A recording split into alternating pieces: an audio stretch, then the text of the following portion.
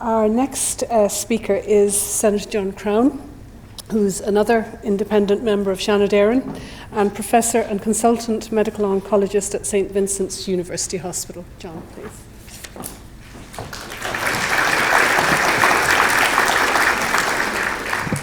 Thank you very much. I'd like to thank the organisers and thank Trinity College for giving me the opportunity to come here. In truth, members of my family were excommunicated for coming here upon a time, and unlike losing the Fianna Fáil whip gym, excommunicated is forever.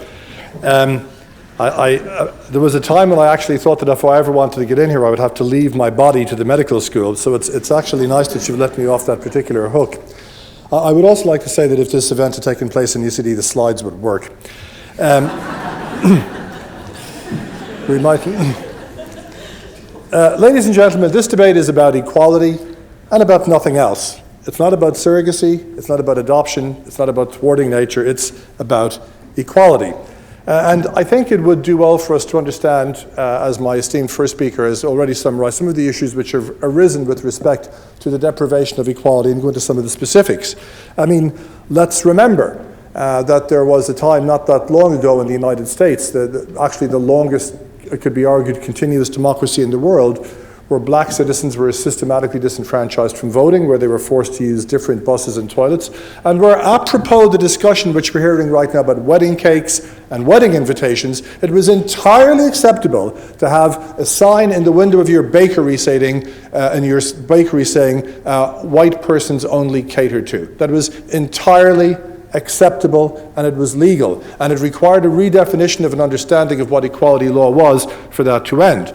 We should remember in our own history that deeply held positions of great conscience, of theological intensity and fervour, prevented Roman Catholics from inheriting the entirety of their parents' estate, from voting, or from sitting in Parliament. It required the penal laws to redefine those rights and to establish a principle of equality.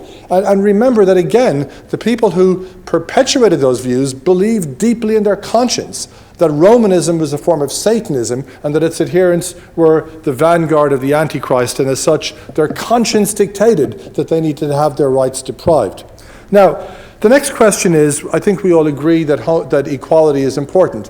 Do homosexuals deserve equality? And ladies and gentlemen, I would put it to you that the answer is self-evident, and thinking people who look at the psychological literature, at the evolution of homosexual rights, will understand that many of our previous assumptions about homosexuality were very flawed and were very discriminatory. This is not some behavioral aspect. This is not some casual lifestyle choice. This is a deeply hardwired part of what gay people actually are. And asking a gay person not to be gay or not to behave in a gay fashion would be as wrong as it would be to ask a black person to be white.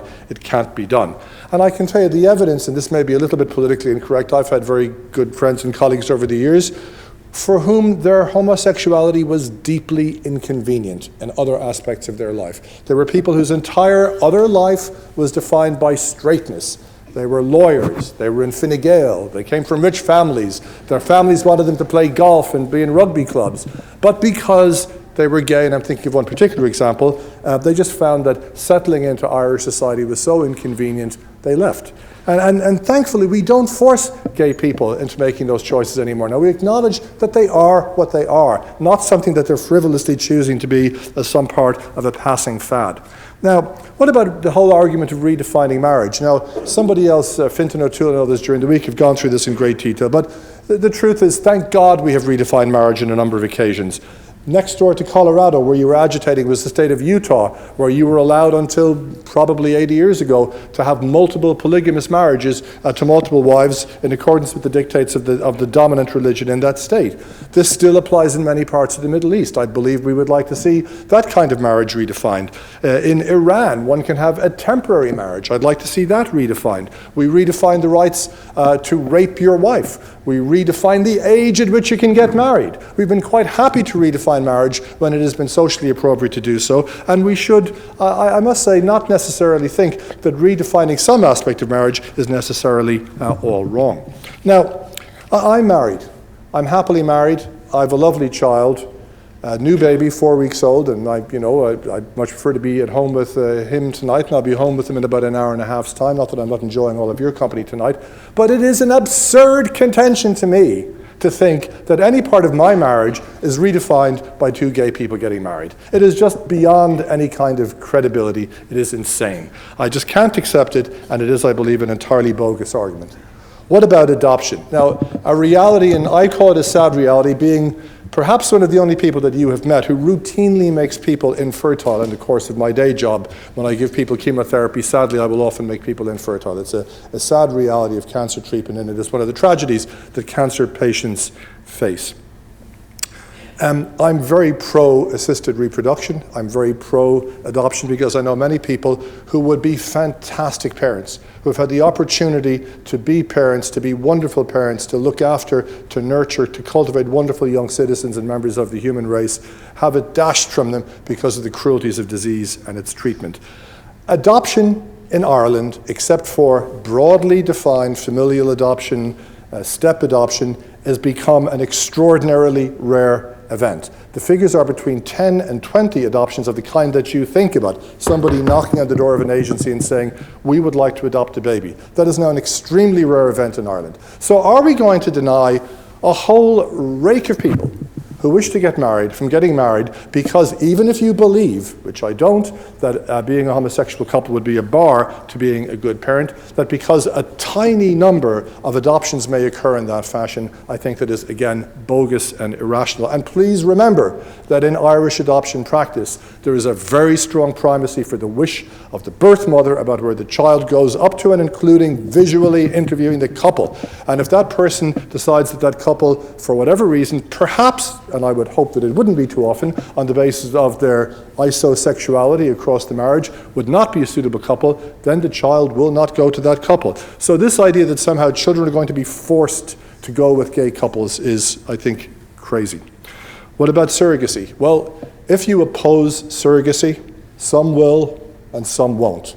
For God's sake, oppose surrogacy. When the bill comes in, organize and agitate against it. If you're opposed because you believe that a child deserves its mother for all of its life and not just for 9 months, surely you will be just as opposed to surrogacy if the surrogate child is being given to a heterosexual couple as it is to a homosexual couple, or indeed, for that reason, if it is being given as part of a routine adoption.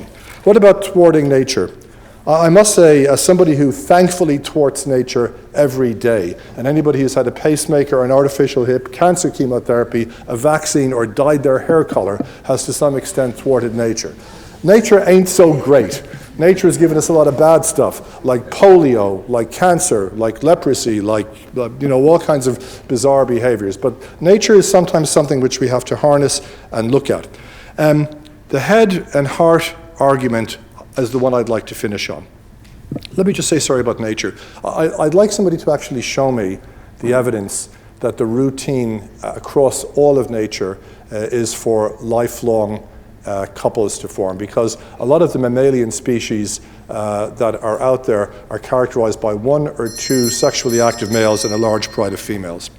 Head and heart, well, the head and heart argument is that in your heart, you're a fuzzy, liberal sentimentalist and you don't want to appear unpopular, and that's why you're saying vote yes. But in your head, when you look at the rights of children, you're actually going to vote no. And I think that's entirely wrong. Because if you look one by one, and I hope I've done this tonight, at the arguments which are advanced in support, the logical, apparently logical arguments which are advanced in support of a no vote on issues of adoption, on issues of surrogacy, on issues of marital redefinition, you will say that they don't hold water. So yes, look into your heart, vote with your head, don't let your heart be cold, vote yes, good night.